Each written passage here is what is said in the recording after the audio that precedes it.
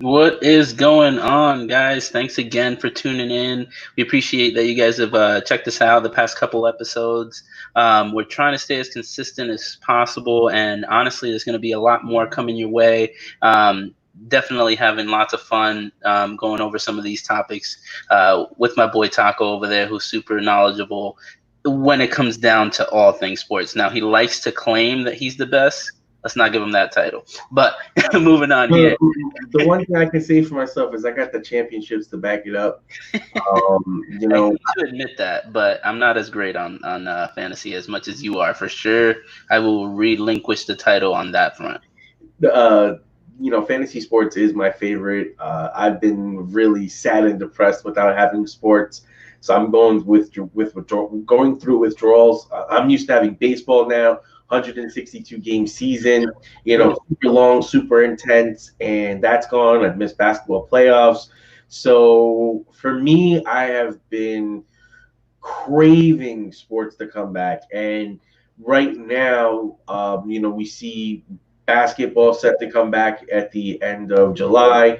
We have baseball set to come back July 23rd and 24th. Football is about 70 days or so away from starting. Right. And I think the real question that everyone has is if these leagues start, will they finish? What will Yeah, it be? I think that that's a great question to ask. I know that me and you specifically have been just, on a daily discussing are these leagues gonna, finish? Are they gonna actually start? Or So you know, what was that? I was gonna say, or even what happens if someone in the middle of the season tests for it? What's gonna be the protocols? Are they gonna have special exemptions or DLs? Like, how's that work in basketball with the small roster? Like, there's gonna be a lot of complexity to that issue because let's just say the Lakers and LeBron James get COVID-19 before the finals. Right. What happens then?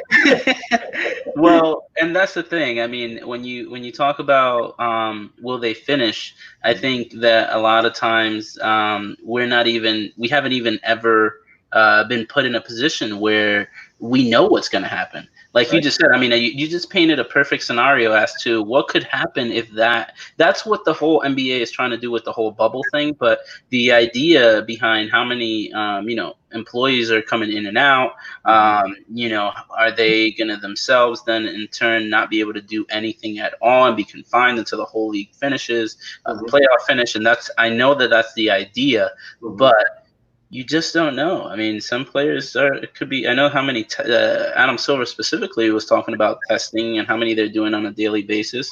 Mhm. But if you ask me, do I think they will finish? And we take those in turn. I say NBA. I think they have a possibility of not even getting going.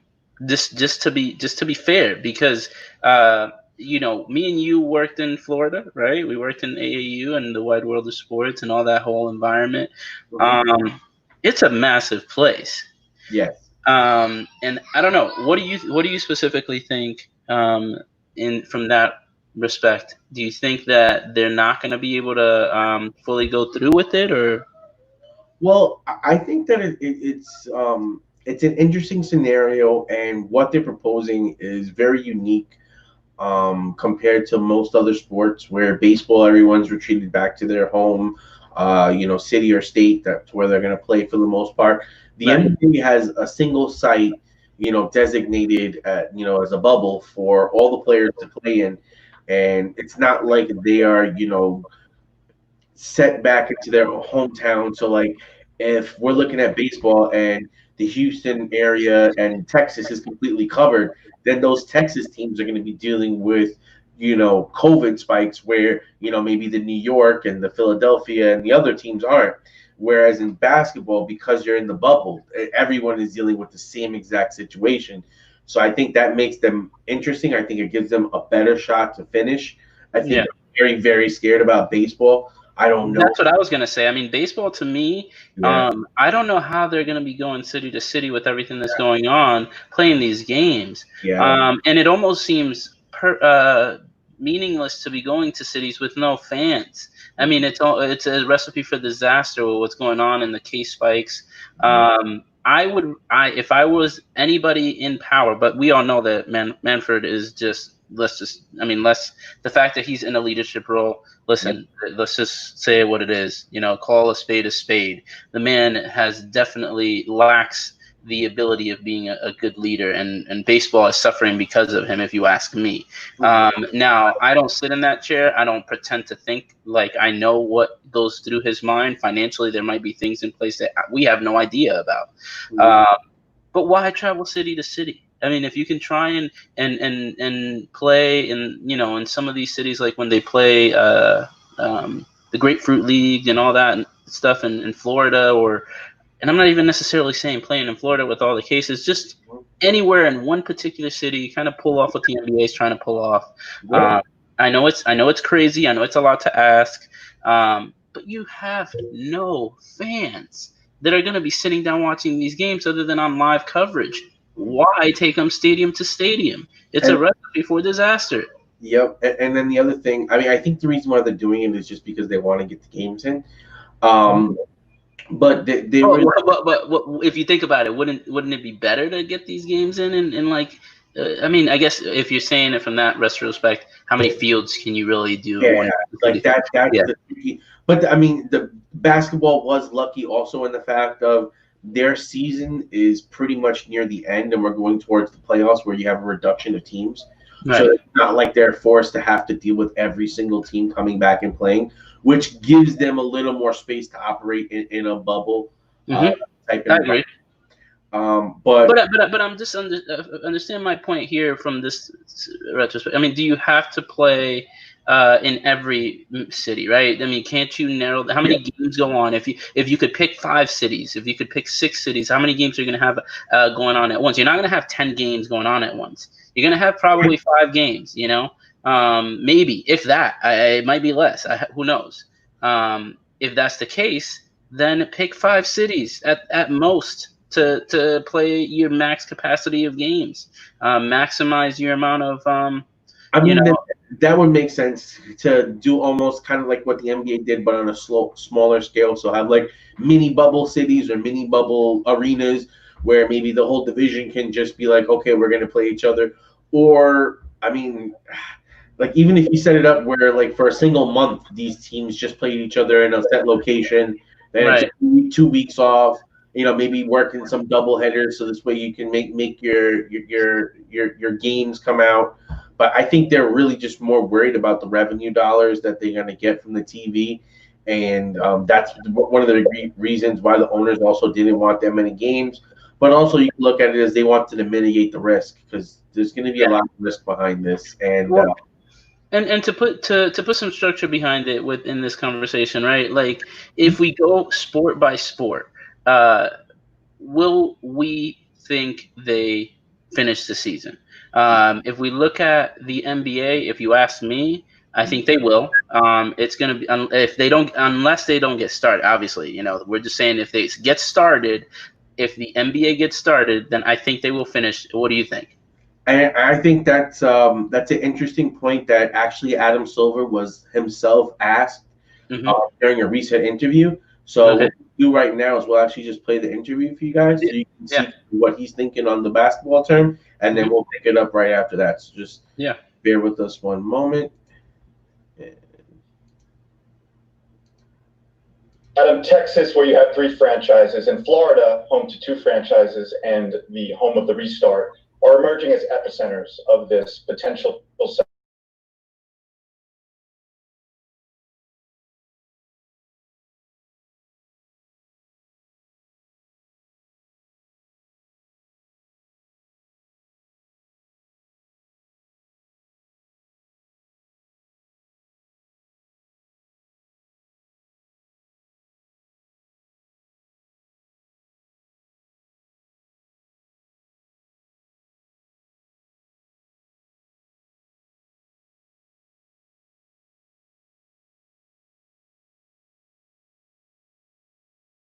The broader community. I'll say though, of course, when we designed this plan, we were not seeing the kind of increases in cases, frankly, not just in Florida and Texas, but at least as of the last few days, the majority of states in the United States are seeing increases in COVID cases. So it's not as if, especially looking out into the future, if there's any safe way to predict or pick a market where we'll be confident that the cases will be sufficiently down. So our model was designed for this. Our model was designed to protect us and our players from the cases in the outside community. Maybe at the time we designed it, we didn't think it would be as necessary as it is now, but at least we're preparing for it. And if this keep going up in Florida in the next, I know this is a fast-changing thing, but is there any chance you don't go to Orlando at all at this point, or is that full steam ahead no matter what? Never full steam ahead, no matter what. I think one thing we're learning about this virus is unpredictable. And I think we and our players together with their union, the Players Association, look at the data on a daily basis. And if there was something to change that was outside of the scope of what we're planning for, certainly we would revisit, our plans. I'd also say, we're testing daily. We haven't put a precise number on it, but if we were to see a large number of cases and we were to see spread in our community, that would, of course, would be a cause for us to stop as well. You mentioned on Friday a significant spread could cause a stoppage once you restart in Orlando. What constitutes a significant spread? Honestly, Sean, I'm not sure. We have a panel of scientists, doctors, experts that are working with us, and we're gonna see as we go. Certainly, if cases are isolated, that's one thing. I think a lot of the determination will be our understanding of how our community became infected. That will be part of our judgment in terms of whether we should continue. But certainly, if we had a lot of cases, we're going to stop. Sorry about the technical difficulties there. Yeah, from the scope of what Adam Silver was saying, what do you think, Taco? Small businesses. Again, small technical difficulties as we go along episode 4 or 5. But what were you thinking there as Adam Silver? I like Adam Silver personally. I think he's a smart, talented guy. He was groomed, right? So he knows the position, and I think even in times like these, he's stepped up a lot. I think he's a player's commissioner, right? And I know the commissioners are for the owners, but as a fan, as much as you really can try to like a commissioner, I guess, I like him. I think he does his very best to try to put up a good product, to promote the players, promote the league, and he seems pretty fair when it comes down to even laying down some of the foundational fines and whatever they sometimes have to go through, But what do you think? What do you think about what his thoughts were on the league and Will with the bubble and everything in Orlando? Well, to me, I definitely would say that Adam Silver is my favorite commissioner of the big three. Mm-hmm. I feel like he, like you said, he seems very pro player, or he's very good at expanding the league out in terms of getting them into the different markets, really evolving into China and India.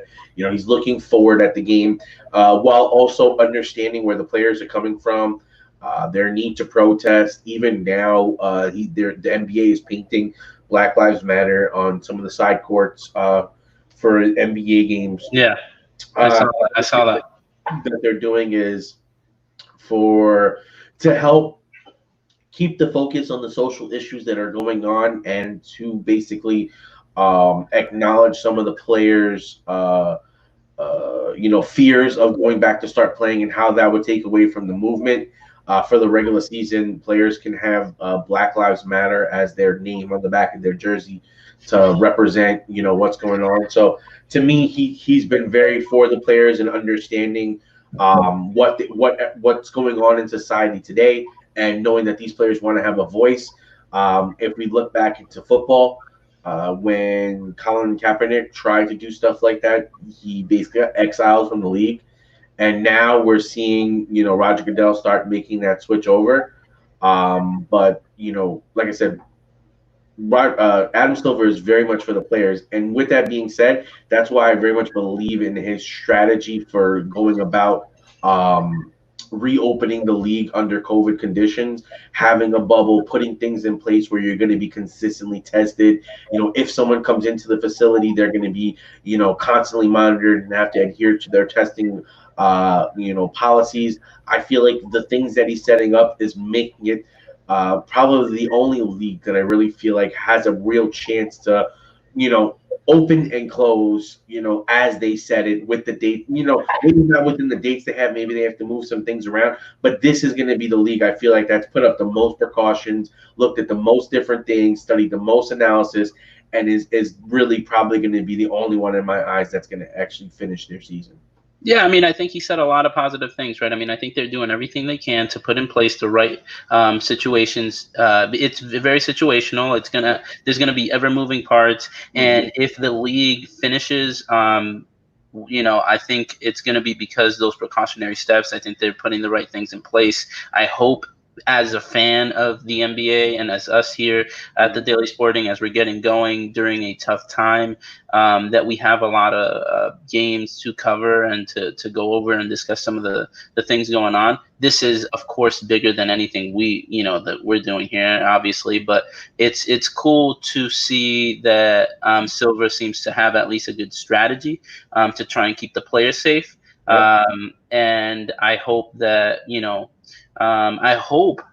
we can see a remaining full playoff and championship come out of the NBA. With that being said, obviously, NBA wise, who knows? I mean, who knows with everything that's going on in Florida and DeSantis, whether they like him or not, the governor of Florida. Who knows what they end up doing? They may suspend their close back up. I don't know. I don't know that he's a fan of doing that. He's obviously the governor of Florida definitely seems like he doesn't want to close at any point. He wants to keep everything open. But I don't know what that's going to do for the social settings around it, where the league may feel like it's a bad optic for, in a city where 10,000 people a day are getting COVID and are going to the hospital, or hospitals are being overwhelmed. Do you want to run your league in that city? Will that be, taking the light away from the actual issues in that city? So that becomes something that, could stop them. I know I can tell you that I was hoping that they were going to do it in Vegas when they obviously do the summer league here. And I know that, I don't know if that's even a backup plan or anything like that, but I thought that would have been a great option for, putting some precautionary steps in place. They obviously have the capacity to handle, the league in hotel rooms and everything. And I think that business wise, the city would have benefited from having the players here. Obviously that ship has sailed, but I'm just saying in general, I wish that Silver had a backup plan. Maybe he doesn't want to announce that because I definitely from everything it sounds like, you even said nothing's full systems go. So if they had to pull out and go somewhere else, I would from what I heard, Vegas was one of the locations that they were looking at originally, so they probably have a backup contingency plan. But one thing about Florida and the Disney complex that we need to remember is that's owned, ESPN and all that is all owned by Disney and people that do all the broadcasting for the NBA. So it kind of makes sense that they went that way. Yeah, of course. But one thing that we have seen over these last few days is that more and more players are being testing or are testing positive for coronavirus. We just recently saw Spencer Dinwiddie and DeAndre Jordan, two starters with the NBA, basically were announced to have tested positive for COVID. DeAndre Jordan said that he wouldn't be coming back. And Dinwiddie said that he isn't sure if he's going to come back to the wide world of sports. From the Pacers, we got Malcolm Brogdon, Buddy Hield from the Kings, Kings forward Jabari Parker and Alex Len all tested positive. And they're obviously not going to be playing. I mean, right? I mean, that's the thing. That I know DeAndre Jordan tested positive and he's not playing for the remainder of the season, does that mean that they're not, all these players that tested positive are not going to be playing for the remainder of the season, or they're going to wait till they're clear if they have enough time for them to get better? I mean, I think that's too close, right? Well, for Jordan had he made the decision on his own not to go back. Dinwiddie's unsure if he's going to show up. Malcolm Brogdon and Jabari Parker, they're big pieces. Well, Brogdon said that he recently tested positive for COVID and is in the quarantine. And he plans on joining his teammates in Orlando for the resumption of the NBA season, the playoffs. So he's planning on coming back. It seems like it's going to be a case-by-case basis. Right. In MLB, a few players have tested positive, including Charlie Blackmon. We also know that the Nuggets center, Nikola Jokic, has acquired coronavirus. He said that he should be ready to play once the season starts as well. Novak Djokovic, the tennis player, #1 ranked tennis player. He also I saw him and his wife. Yeah, they showed a picture on Insta or Twitter with Jokic and Djokovic together shortly before they both, like last week, before they both got sick. So they don't know if they got it from the same place, but they both were together not too long ago and they both contracted it. So it's very contagious, and I think that's the scary part about it, is because what if someone does get past the guardrails that are up? How quick will that spread? And what happens if half a team contracts coronavirus? And I know, listen, guys, I know that it's like, we want to talk about some stats, we want to talk about matchups, we want to talk about lineups, we want to talk about these things. But realistically, when you got breaking news on some of the things that are happening, we can't just ignore what's going on. And as things progress, we want to talk about some of those things. I know we know online it's like the moment you talk about these things, you get demonetized. We don't care. We obviously are fairly new, and we're not really worried about that. We just want to bring you guys what we think, at least from the standpoint of as fans, right? The reality of what we think, and what go ahead.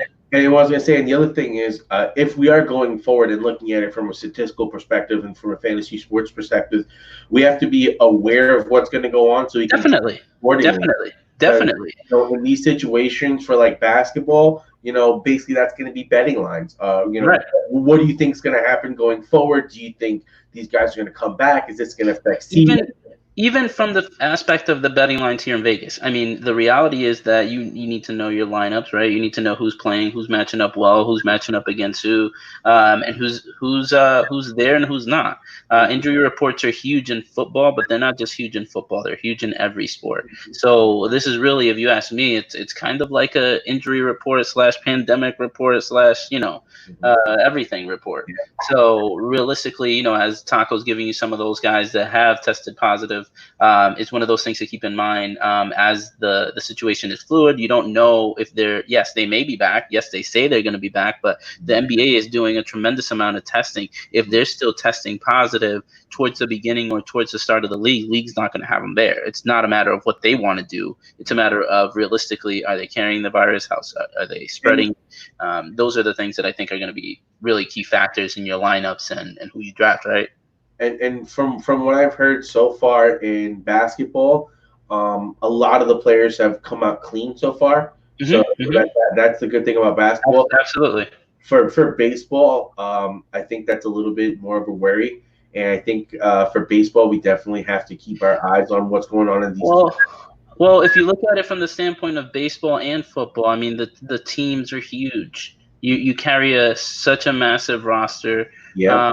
And I think that's going to be key points, right? Like you're saying, key points to watch. Baseball this season is going to be running a 60-man roster. Basically, you'll have 30 people that'll be active, and I believe that the other 30 will be on what they call almost like a taxi squad, where you'll be able to call them up or pull them up for the season. But during the season, you cannot trade anyone that is not within those 60 players, and you cannot call anyone up that's not within those 60 players. Wow, So interesting. You're set to just those 60 players for the entirety of the season. And I do know that the minors, I got the email. I don't know how breaking that is, but I'm just saying in general, at least the Las Vegas Aviators sent out an email announcing that obviously minor leagues are not going to be playing this year. So, I mean, a lot of those players are out of a job. Does it open the door for them to at least have an opportunity, possibly with those expanded rosters? But see, that's the thing about it, because they were all the spots now have already been kind of delved out. Maybe some of those minor leaguers were called up, but we don't know what kind of compensation they're going to get. Or right. And I just mean from the standpoint of so when you talk about that 60 player lineup, that is it. I mean, they can't bring anybody in even after that. Oh, gotcha. Okay, all right. Well, that's where I was off on that. And then it's 30 of those 60 will actually be on the active roster. Right. The other 30 are kind of like your call up emergency guys. Yep. But Gotcha. My question is going to be, what's going to happen to those guys? Like, how are they going to maintain at bats? How are they going to stay sharp? Like, what are they going to be playing in? Like, are they just? They don't have a UFC performance center other than like a batting cage, maybe, of self-practicing, right? Right. And I think that's going to be something interesting to monitor, because a lot of them are going to have some of the top prospects in baseball. And what are you going to do with them? And how does this work with the arbitration clock? Because we know baseball is the one sport where it's like, we're not going to call you up to this date because we get an extra year of control on you. So how does that work going forward? See, and here's the thing, guys. I mean, originally when this podcast started, right, one of the things I was saying is, Manfred, obviously, from his past judgments is where I was saying that the man sometimes seems a little bit like he could do a better job. But when you start analyzing some of the things, even as we're just going through it, we're not talking about contracts, TV stuff, stadiums, owners, players. All those things are some of the things that, Manfred has to go through. And I'm sure his job is difficult. I just wish there was a different captain at the ship, is all I'm saying. Yeah. At least like the commissioner across all the major sports. And if baseball doesn't go off without a hitch and he messed this up, oh man, is he going to get it? Well, yeah, I mean, and I just hope that baseball does end up going through. I know as we're going through and we're saying NBA, basically we're saying yes, we think that that's going to have the best chance. If we're giving it from, scale of 0 to 100%, I don't know. I put that scale at maybe 75 for NBA. What do you think? Is 75 NBA? ML, the number that I was looking at, roughly about 75. Right. Baseball, I'm a little less confident. I'm gonna say more 50-50. The only reason why I go 50-50 is because it's a sport predicated on social distancing. Like, the players are not like near each other when they play. So I think that unless you're Chase Utley running into second to break up a double play and your jersey says Tejada on it, Jesus Christ. Oh, Chase Utley. A lot of memories. I think that the sport that I am the most worried about, though, is football. Yeah, me too. I mean, it's a contact sport. I mean, how are you going to play football? I just hope and pray that we do get football, that it does go through without, hopefully numbers continue to not necessarily go up and normalize or go down, and we can play football. I mean, there's so much free agency stuff that's happened. Cam got finally a contract, which, man, that kid deserved a contract a long time ago. We could be here all day talking about that. The Pats are the first team to ever lose an MVP quarterback and sign an MVP quarterback in the same season. We could be here all day about some of those things, so we'll keep those topics for another. I mean, we were thinking about jumping on for that, but listen, we'll talk some of that, Taco, because honestly, I feel like there's so much there that we could talk about with the free agency and. But with discussing the NFL, finishing out the season, I put them at probably the worst odds. I know everybody's talking about baseball, but if you ask me, I put NFL at the worst odds of finishing out the season unless things get better. So that's me from the perspective of percentage. Do I think I put them, if we put baseball at 50-50, personally, I probably put football at like a 30% of finishing the season. Well, I mean, for me, the one thing I can say is I think that football may be roughly around that 50-50 mark, only because the players, we know they don't get paid as much guaranteed, so they have more incentive to like really try to push through. And then for It's just a risk factor, though. We're not talking about just that. You know, the money wise, I think some of these guys want to play regardless of how little. I mean, some don't, but I'm just saying in general. I think it's all a risk case but scenario. I think the way football is set up, those players I feel like are more inclined to want to push through, and I believe that football is going to do the most as far as trying to mitigate the risks. You know, I heard they're cleaning the balls between everything. They're instituting a bunch of different things to Are you spraying every player down? I mean, well, the player, they've already been tested, right? So I guess the element is. Yes. Because if you're cleaning the balls in between plays, I mean, the reality is that the ball should also be clear. It's just weird that there's so many cases of different things. Like, okay, why are you cleaning? Again, maybe it's beyond the scope of I'm not a, doctor or anything, so I don't know. I'm just saying. I just think it's weird. Yep, and it'll be something that as we get more information, we'll keep everyone updated with it, so you have an idea of what's going on. Especially for fantasy seasons, we're gonna want to make sure we see who's tested positive early, who we like to blow up, and hopefully they can finish the season and go the way we went. That's gonna be a monkey wrench, all seasons. I think going forward. Baseball and football. You never know who might get it, and that's going to be just a monkey wrench into a lot of leagues, and to a lot of seasons, and to a lot of bettors, and that's why you're going to want to stay tuned, right? We're going to try and bring you as much up to date, sign up and subscribe to the Facebook page, YouTube, so you can get a notification as to who's in your lineup, who might be out, who might have tested positive.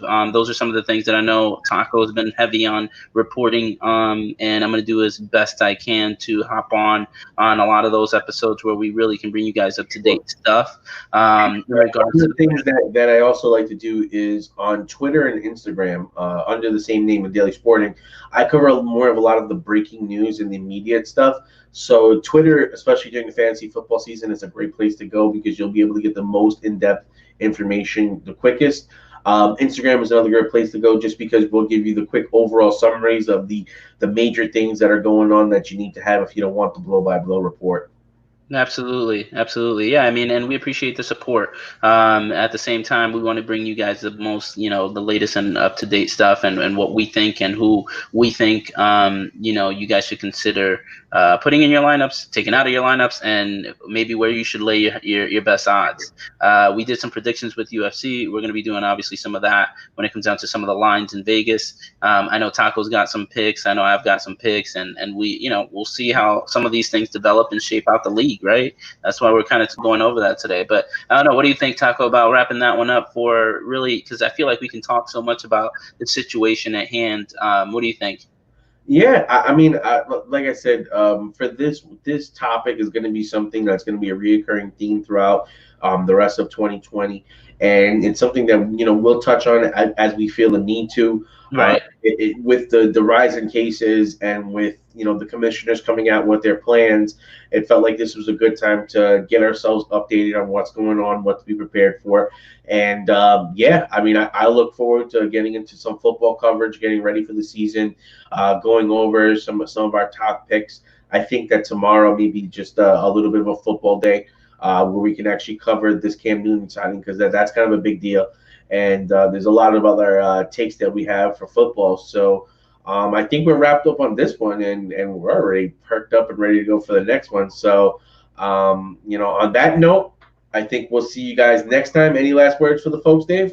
No, that's pretty much it, man. Just thank you guys for checking us out. We had about 1,000 views on the UFC predictions, and we're a fairly new channel. Not necessarily really counting our views, but we're counting to hopefully grow as we produce more content for you guys. So every view counts, and every bit that you guys watch, we appreciate, and we hope to, stay true to some of those things that you guys want to stay informed at. So for sure, if you hop on and you got a comment that you want to shoot our way, shoot it our way. We'll discuss it with you guys. We're just as big on the sport fan wise as you guys are, and I think that that's really why we're doing this and why we want to continue to bring some sport analysis for you guys. So that's kind of what I got, Taco. Absolutely. All right, guys. So we'll check you later. Have a wonderful night and stay safe. Take care.